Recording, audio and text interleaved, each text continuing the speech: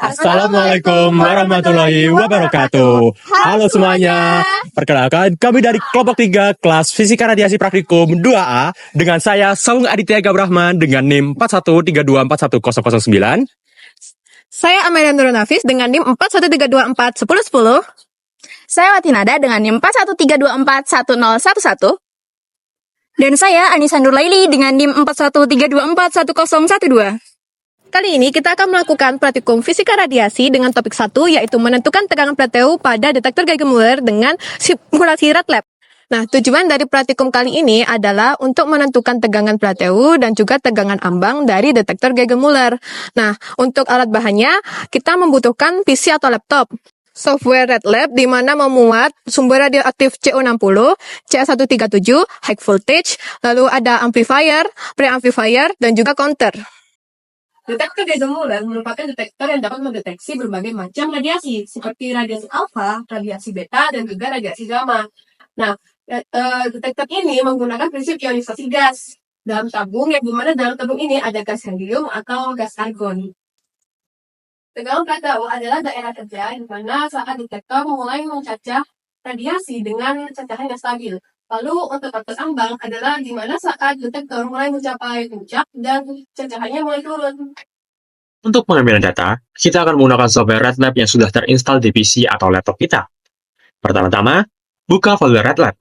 Lalu, pilih Run. Setelah itu, masukkan username, demo, dan password demo. Pilih menu Administration, pilih Create Experiment, pilih Gamma Experiment, lalu pilih sumber radiasi yang akan kita gunakan, yaitu CO60 dan C137. Untuk memilih pilihan lebih dari satu, gunakanlah tombol Ctrl plus klik kiri. Pilih Next. Setelah itu kita akan memilih detektor yang akan kita gunakan, yaitu Geiger-Müller. Pilih Next. Setelah itu, komponen yang akan kita gunakan, yaitu amplifier, preamplifier, half-wave supplier, dan counter. Gunakan tombol Ctrl plus klik kiri juga untuk memilih lebih dari satu. Isi eksperimen name dengan nama eksperimen Geiger-Müller. Pilih eksperimen Sheet as Text, lalu isi dengan keterangan tegangan plateau. Setelah itu, finish. Langkah berikutnya yaitu pilih menu File, lalu pilih Select Experiment, pilih eksperimen Geiger-Müller yang telah kita buat tadi, lalu klik Select. Pilih menu Instrumen, pilih detektor Geiger-Müller dengan cara klik simbol detektor, lalu klik lembar kerja, pilih amplifier dengan cara klik simbol amplifier, lalu klik lembar kerja, pilih preamplifier dengan cara klik simbol preamplifier, lalu klik lembar kerja, pilih half-wave supplier dengan cara klik simbol half-wave supplier, lalu klik lembar kerja. Pilih counter dengan cara klik simbol counter, lalu klik lembar kerja. Setelah itu, pilih menu cables. Pilih half-wave signal cable yang berwarna merah, lalu pasangkan seperti pada contoh. Setelah itu, pilih preamplifier volt technical cable yang berwarna kebiruan, dan pasangkan seperti pada contoh. Berikutnya, yaitu pilih signal cable yang berwarna abu-abu, lalu pasangkan juga seperti pada contoh. Yaitu letakkan sumber radiasi CO60 tepat di depan detektor. Atur waktu pengukuran pada counter menjadi 60 detik. Tegangan yang akan kita gunakan pada HV supplier dimulai dari 0,05 kV, 0,25 kV, 0,5 kV, 0,75 kV, 1 kV, 1,25 kV, 1,5 kV, 1,75 kV, 2 kV, dan 2,5 kV. Lakukan variasi pengambilan data ini sebanyak 10 kali untuk setiap tegangan pada masing-masing sumber radiasi. Setelah itu, nyalakan HV supplier dan rubah arah saklar pada HV supplier ke arah kilovolt. Klik Run untuk menjalankan penghitungan cacahan dan tekan Clear untuk pengambilan data berikutnya secara langsung. Setiap akan merubah besaran tegangan, klik Stop terlebih dahulu, lalu rubah tegangan yang diinginkan, lalu klik Run, dan Clear untuk pengambilan data tegangan berikutnya. Catat untuk setiap hasil cacahan yang didapatkan. Untuk merubah sumber radiasi dari CO60 ke C137, klik simbol CO60 pada lembar kerja, lalu klik Delete pada keyboard sehingga CO60 hilang dari lembar kerja. Setelah itu pilih instrumen, lalu pilih sumber radiasi C137, dan letakkan tepat di depan detektor dengan posisi yang kurang lebih sama dengan posisi CO60. Setelah sumber radiasi C137 berada di lembar kerja, klik Run untuk memulai pengambilan data seperti CO60.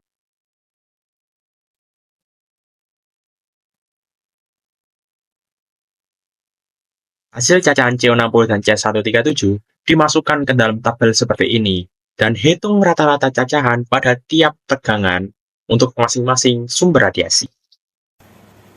Berdasarkan data yang telah diambil, dihasilkan grafik seperti berikut.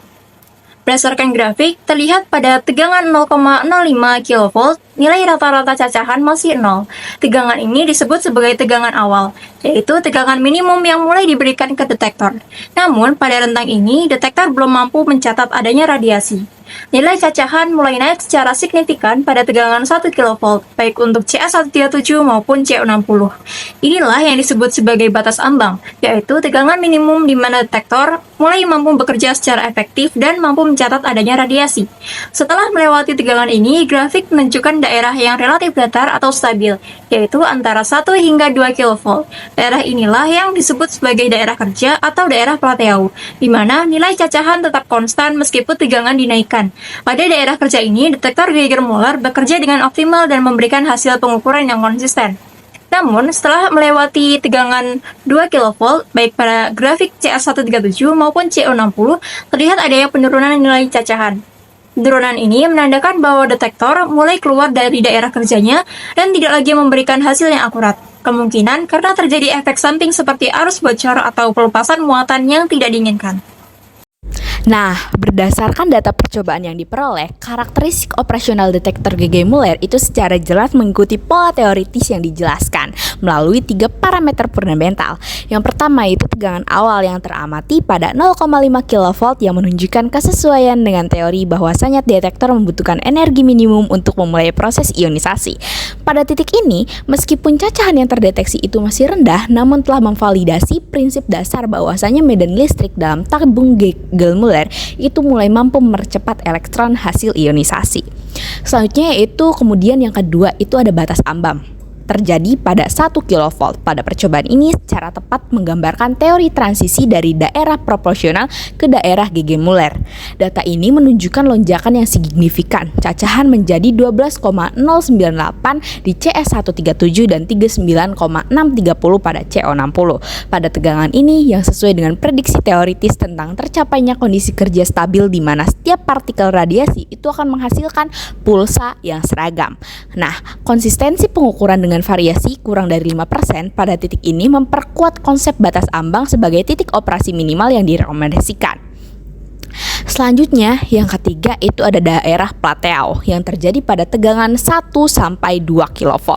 Dalam hasil percobaan secara sempurna merepresentasikan karakteristik ideal pada detektor Geiger-Müller sebagaimana dijelaskan dalam teori. Nah, kemiringan landai itu slope-nya kurang dari 5%. Yang teramati ini menunjukkan stabilitas sistem deteksi, sementara perbedaan respons terhadap CS137 dan CO60 yang mencapai faktor 3,3 kali itu membuktikan pengaruh energi radiasi terhadap efisiensi deteksi suatu fenomena yang secara teoritis dijelaskan melalui cross-section interaksi radiasi materi. Nah, selanjutnya penurunan performa di atas 2,5 kV itu yang terlihat dalam data, di mana cacahan itu pada CS137 turun ke 10,745 dan CO60 ke 35,856 yang secara jelas itu memverifikasi teoritis tentang bahaya continuous discharge pada tegangan yang berlebihan. Hasil ini menegaskan pentingnya menjaga operasi detektor dalam daerah plateau untuk akurasi pengukuran dan durabilitas alat. Nah, berdasarkan pembahasan sebelumnya di mana percobaan ini berhasil mengidentifikasi karakteristik operasional detektor Geiger-Müller melalui pengukuran terhadap sumber radiasi CS137 dan juga CO60, di mana berdasarkan data yang diperoleh itu tegangan awal detektor teramati pada 0,5 kV di mana cacahan pertama kali terdeteksi. Selanjutnya batas ambang yaitu operasional tercapai pada 1 kV dengan cacahan stabil sebesar 12,098 untuk CS137 dan 39,630 untuk CO60. Selanjutnya yang ketiga ada daerah plateau itu yang optimal terletak antara 1 sampai 2 kV. Itu menunjukkan stabilitas deteksi yang baik. Di atas 2,5 kV itu terjadi penurunan performa detektor akibat efek discharge continue. Perbedaan signifikan dalam respon detektor juga terhadap kedua sumber radioaktif itu secara jelas merefleksikan pengaruh energi radiasi terhadap efisiensi deteksi.